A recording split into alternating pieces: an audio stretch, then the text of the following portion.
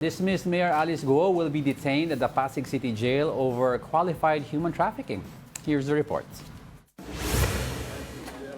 Alice Guo is set to be transferred to the Pasig City Jail dormitory today. This comes after the Pasig Regional Trial Court issued an arrest warrant for qualified human trafficking. On Friday, Guo underwent booking procedure and medical examination. She was supposed to be transferred on the same day, but it did not happen. Hindi rin po tatanggapin ng BGNP kapag kulang din po yung mga dokumento. Definitely, once matapos po yung proseso, once ma-return po yung warrant, I think there's no stopping CIDG to bring the living person of Alice Guo to Pasig City Jail.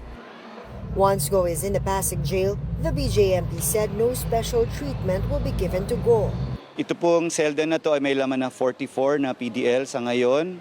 Merong 10 triple deck bed bunks at kasama niya yung ibang PDL. Nakakahiga naman lahat po. Guo's legal camp, however, has filed a motion to retain her in the PNP Custodial Center, citing death threats. Kasi alam mo, nakita mo naman, pag gumagalaw siya, ilang hundreds ang SWATs dyan, di ba? Nakita mo naman yung risk kasi, yung pag-handle ng mga high-profile PDL. Meanwhile, PAOK confirms that alleged Pogo Big Boss Wang Ziyang is in Hong Kong. They are now hoping that he will be sent to the Philippines in the coming days. Authorities believe that Ziyang and Alice Guo are linked to the illegal Pogo in Bamban, Tarlac. Hintayin natin yung paglabas ng warrant, tapos papa-red notice yun. At saka natin pakukuha. Siya yung pinaka-partner, but I cannot consider si Alice Guo na under niya o pwedeng magka-level lang sila. For News 5, Ria Fernandez, We Are One News. So madami siyang kasama sa isang cell. Ang question daw dyan is yung safety. Although, yeah, we understand naman, it cannot be treated special, di ba? Dahil you're all undergoing cases. Pero obviously kasi madami pang alam si former Mayor Alice about bigger fish. And we need her alive. Hopefully, in the future, she tells everything, the truth. She decides to.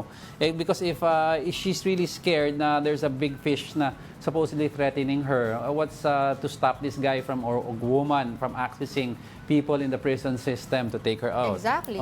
Actually, dun pa lang sa cell niya na 44, 43 yung kasama niya. That's That right. could be a risk on its own. Yeah, diba? We're not trying to imply anything here, pero yung dami nung nakapalibot dito That's kay right. Alice Guo, who is, somebody who can speak about so many things. So many things. Na hindi An entire system ng Pogo, she could speak about that. And we were talking kanina, di ba? Like, congested talaga yung mga city jails natin. Sabi nila, di ba, 10 triple-decker. 10 triple-decker. Pero yung unang binigay na numero is 44. 44. So, 10 triple-decker, 30 people. So, the 14, maghihintay ka. Ang alam ko kasi, I was telling you kanina, nag-rotate sila about who gets to sleep on the bed para kumasya sila.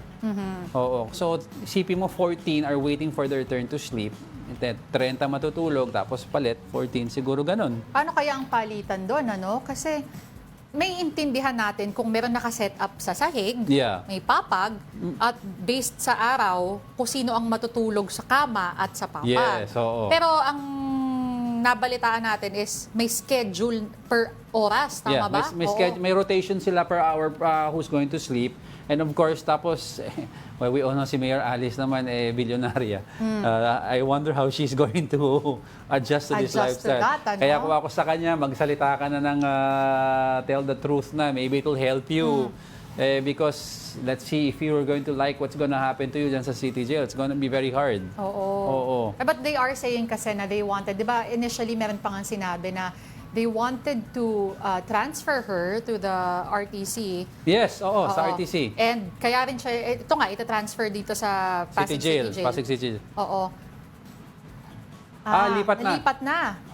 Okay. So, nalipat na siya sa City Jail. Okay. So, today, she's there na sa City Jail. Sa binanggit po na selda na for 44. 44 sila, but sinasabi nga ni Denise, there are yung mga bunk beds of the 3. So, three-level bunk beds times 10. So, that's only 30 people sleeping at any given time.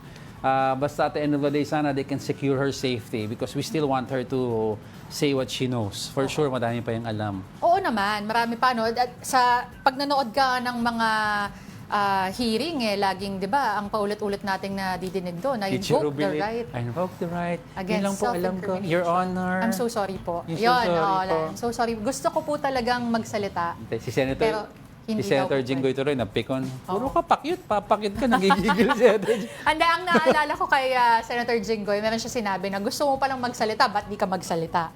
Diba? Gusto mo palang sabihin, ba't di mo sabihin? Hindi mo sabihin. Kaya Oo. umiinit na ulo, kailangan high blood na si Senator Jinggoy. Nako. Ay, nako. Kalma-kalma lang po dahil madami pa tayong hihimayin Yes. from all of the hearings, all of the inquisitions.